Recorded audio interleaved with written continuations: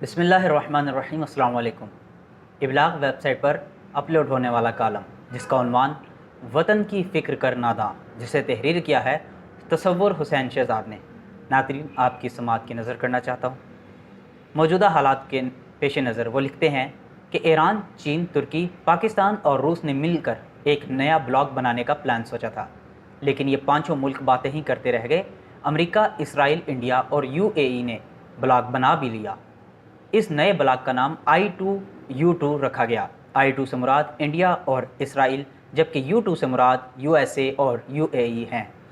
بھارت میں تعینات متحدہ عرب امارات کے سفیر احمد البنا نے اس نئے بلاک کو مغربی ایشیائی کوارڈ کا نام دیا تھا۔ اطلاعات یہ ہیں کہ 4 رکنی اس نئے بلاک کا پہلا مرحلہ یعنی کہ پہلا اجلاس، جسے سربراہی کانفرنس کا عنوان دیا گیا ہے، امریکی صدر جو بائیڈن کی میزبانی میں ہوگا۔ یہ کانفرنس ورچوئل ہوگی۔ امریکی صدر جو بائیڈن آئندہ ماہ 13 سے 16 جولائی کو مشرق وسطیٰ کے دورے کے لیے نکل رہے ہیں، اور یہ کانفرنس بھی اسی دورے کے دوران ہوگی۔ ذرائع یہ بھی بتاتے ہیں کہ امریکی صدر جو بائیڈن اپنے دورہ مشرق وسطیٰ کے دوران پاکستان کا بھی دورہ کریں گے، مگر اس دورے کو انتہائی خفیہ رکھا جا رہا ہے۔ اس نئے بننے والے بلاک I2U2 کی اس کانفرنس میں جو بائیڈن کے علاوہ بھارت سے نریندر مودی، اسرائیل سے وزیر اعظم نفتالی بینٹ اور UAE کے صدر محمد زید النہیان شریک ہوں گے۔ اس موجودہ کانفرنس میں علاقائی صورتحال، بالخصوص افغانستان، پاکستان اور ایران کے معاملات پر تبادلہ خیال کیا جائے گا۔ بظاہر اس کے ایجنڈے میں فوڈ سیکیورٹی سر فہرست ہے، لیکن حقیقت میں یہ عنوان برائے نام ہے، اصل مقاصد کچھ اور ہیں۔ یہ 4 یار خطے کی تیزی سے تبدیل ہوتی صورتحال پر نئی پالیسیاں تشکیل دے کر اپنا اپنا کردار ادا کرنے کے خواہاں ہیں۔ انڈیا افغانستان میں اپنا اثر و رسوخ بڑھا رہا ہے۔ گزشتہ برس اکتوبر میں اسرائیل میں اس بلاک کے حوالے سے خصوصی اجلاس بھی ہو چکا ہے۔ اس اجلاس میں شرکت کے لیے بھارت کے وزیر خارجہ S جے شنکر نے اسرائیل کا دورہ کیا تھا۔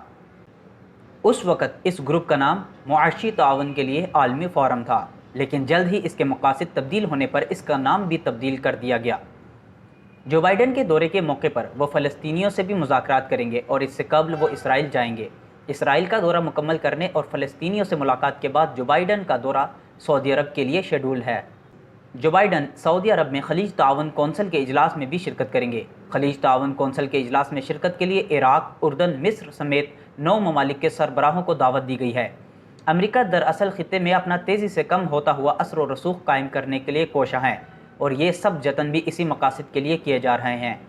ایران نے جنرل قاسم سلیمانی کی شہادت کے بعد امریکہ کو خطے سے نکالنے کا پلان تشکیل دیا، جس میں اسے اپنے مسلکی مخالف طالبان کے ساتھ بھی تعلقات بہتر بنانے پڑے، اور یوں ایران کو بہت سے مقاصد میں 100% کامیابی ملی۔ اب امریکہ ایک نئے انداز میں اپنے پنجے مشرق وسطیٰ میں گاڑنا چاہتا ہے۔ اس کے لیے وہ سعودی عرب اور UAE کا پلیٹ فارم استعمال کر رہا ہے۔ ساتھ ہی ساتھ امریکہ انڈیا کو بھی اپنے مقاصد میں استعمال کر رہا ہے۔ جہاں امریکہ براہ راست کوئی معاہدہ نہیں کر پاتا، وہاں وہ انڈیا کو آگے کر دیتا ہے۔ انڈیا اس ملک کے ساتھ معاہدے کرتا ہے اور مال خرید کر امریکہ کو فراہم کر دیتا ہے۔ یوں یہ فورم، جس کا نام I2U2 رکھا گیا ہے، امریکہ و اسرائیل کے معاشی مفادات کے تحفظ کے لیے بھی کام کرے گا۔ ماضی میں اسی پلیٹ فارم کو استعمال کرتے ہوئے امریکہ نے اسرائیل اور UAE کی دوستی کروائی تھی، اور آج اسرائیل UAE میں ایسے موجود ہے گویا UAE بیت المقدس میں ہے۔ اسرائیل اپنے تمام جاسوسی سرگرمیاں UAE سے چلا رہا ہے۔ عرب ممالک کے ساتھ رابطے اور دیگر معاملات بھی یہیں سے ڈیل ہو رہے ہیں۔ اب جو بائیڈن اسرائیل سے سیدھا ریاض جائیں گے۔ سعودی عرب اور اسرائیل کے بظاہر تو سفارتی تعلقات نہیں ہیں، لیکن اندر کھاتے ریاض وہی کچھ کر رہا ہے جو اسرائیل چاہتا ہے۔ اگر یہ کہا جائے کہ سعودی عرب اسرائیل کا غیر اعلانیہ اتحادی ہے تو بے جا نہ ہوگا۔ اب جو بائیڈن کے دورے کے بعد اس قربت میں مزید اضافے کا امکان ہے، کیونکہ ماضی کی تاریخ پر نظر دوڑائی جائے تو یہ پتہ چلتا ہے کہ جو بھی امریکی صدر سعودی عرب آیا، اس نے اسرائیل کے مفادات کی بات کی۔ امریکہ کے سابق صدر ڈونلڈ ٹرمپ نے اپنے دور میں سعودی عرب کا دورہ کیا تھا، تو ڈونلڈ ٹرمپ کے یہودی داماد جیرڈ کیشنر نے اس وفد میں شامل تھے۔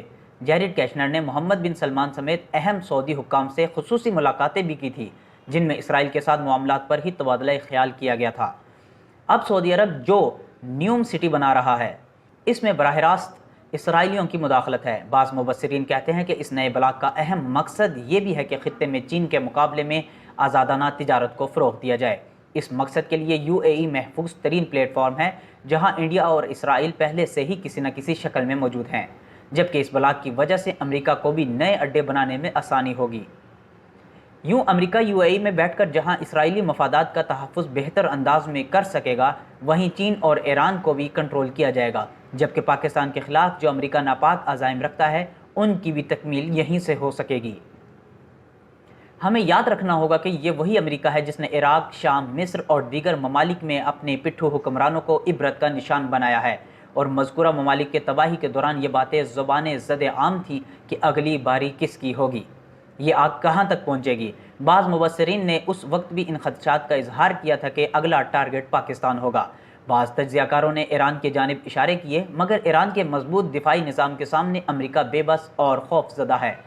یہی وجہ ہے کہ ایران کے ساتھ چھیڑ چھاڑ سے امریکہ گریزاں رہتا ہے، لیکن پاکستان کے موجودہ حالات یہ بتا رہے ہیں کہ اگلا ہدف پاکستان ہے۔